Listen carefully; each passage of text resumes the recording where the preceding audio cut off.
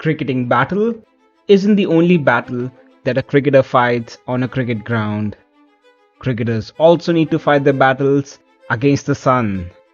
Some cricketers can beat the sun, while some cricketers get beaten down. Watch out, Andrew, you'll get a sunburnt roof in your mouth if you keep doing that. Take for instance this Australian cancerous chain reaction involving Ian Chappell. Chappell, widely considered as a winner amongst the cricketing circles, in 2019 was reported to be fighting skin cancer. The culprit?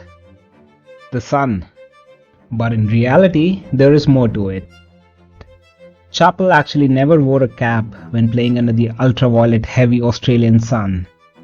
He did this to emulate his childhood hero Richie Benaud, who again never wore a cap when playing 5 days of Test cricket under the sun. Richie was diagnosed with skin cancer in 2013.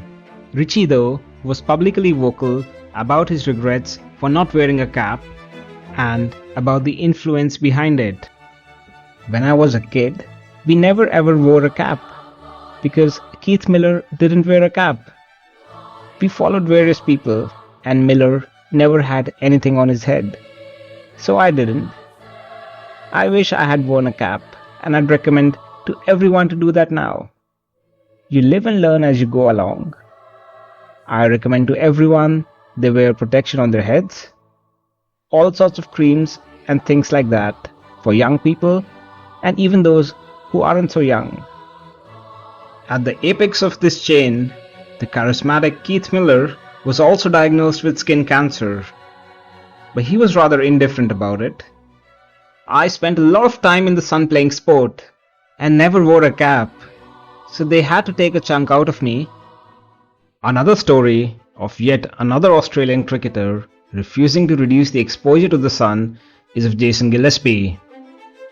Gillespie went against the medical advice and refused to apply zinc cream, the white sunblocker used by cricketers on their face.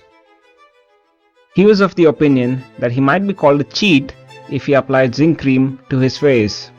He was afraid that while using saliva or sweat to shine the ball, if the cream was also inadvertently put on the ball, then he might be accused of ball tampering. Well, not all cricketers thought alike, and some sweared by putting on a sun protective cream. Andrew Symonds, for example, did a good job protecting his sensitive lips.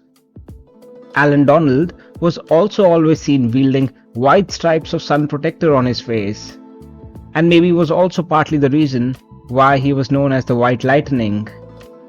Some players, though, preferred bringing in neon to the game. Some players had their unique ways to fend off the sun, and their habits and practices became their style statements. Shivnarine Chanderpaul from the West Indies wore anti-glare patches to reduce extra sunlight from his vision. While people were amused by this look, ICC warned Chanderpaul that if he wanted to play the 2011 ODI World Cup, he better get rid of the branding on the patches. Former India captain Mohammad Azharuddin was another trendsetter. Azhar played with his collar up, and most people thought of it as a style statement. In reality, it was just a move to avoid the sun picking him up from the scruff of his neck. If you like my content, then please subscribe to YouTube channel Dirty Duck Cricket.